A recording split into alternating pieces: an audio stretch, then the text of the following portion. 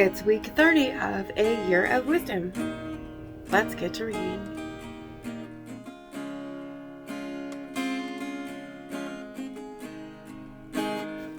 Day 204. Job 32.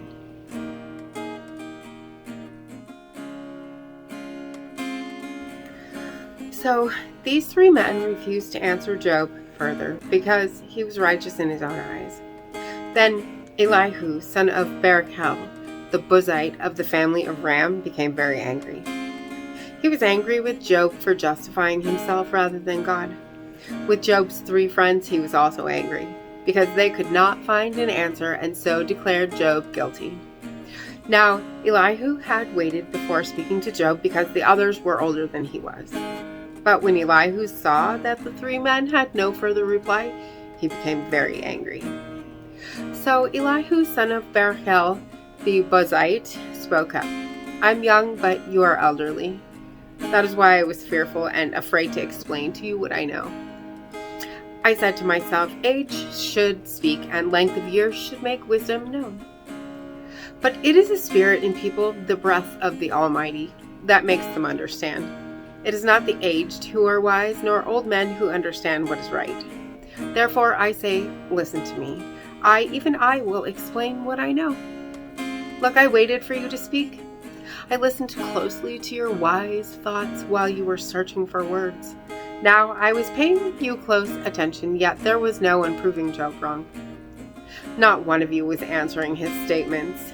So do not say, we have found wisdom. God will refute him, not man.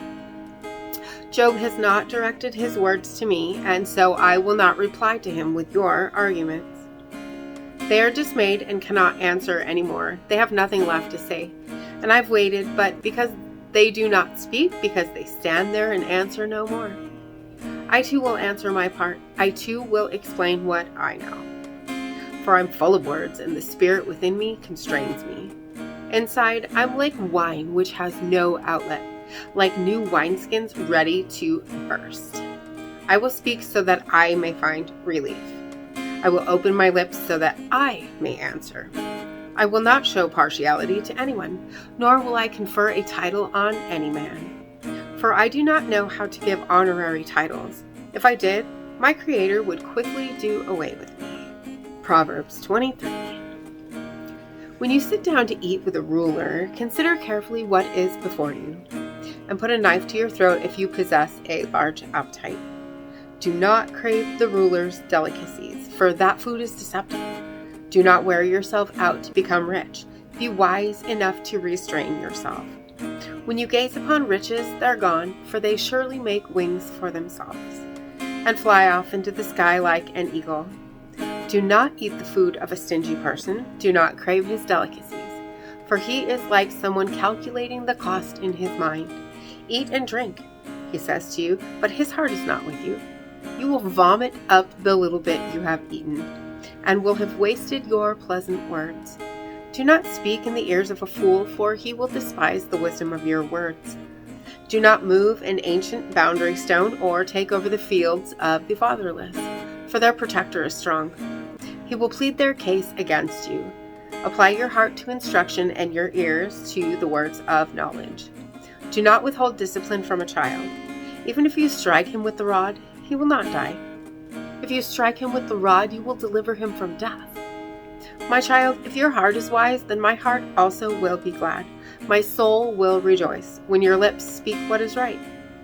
Do not let your heart envy sinners, but rather be zealous in fearing the Lord all the time.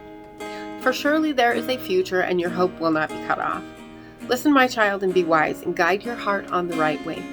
Do not spend time among drunkards, among those who eat too much meat, because drunkards and gluttons become impoverished, and drowsiness clothes them with rags. Listen to your father who begot you, and do not despise your mother when she is old. Acquire truth and do not sell it, wisdom and discipline and understanding. The father of a righteous person will rejoice greatly. Whoever fathers a wise child will have joy in him. May your father and your mother have joy. May she who bore you rejoice. Give me your heart, my son, and let your eyes observe my ways. For a prostitute is like a deep pit. A harlot is like a narrow well. Indeed, she lies in wait like a robber, and increases the unfaithful among men. Who has woe? Who has sorrow? Who has contentions? Who has complaints? Who has wounds without cause? Who has dullness of the eyes? Those who linger over wine, those who go looking for mixed wine.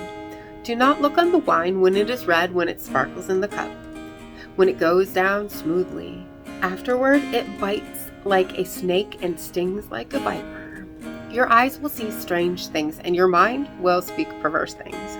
And you will be like one who lies down in the midst of the sea, and like one who lies down on the top of the rigging. You will say, "They have struck me, but I am not harmed. They beat me, but I did not know it. When will I wake? I will look for another drink." And as always, thank you so much for being here today. If you haven't already, hit that subscribe right there and click the bell so you can get notifications and know that we have a new video up. And if you wouldn't mind, hit that like button. And I will see you tomorrow. You'll carry me out of the storm. I'm standing at the crossroads. I'm lost without a clue. I need a big pink neon sign to show me what to do.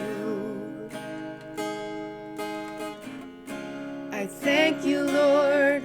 It glorifies you when you're the only answer. I praise you, Lord, for holding what's too much for me. And I'm amazed by you, Lord, because nothing's too big and nothing's too small to lay at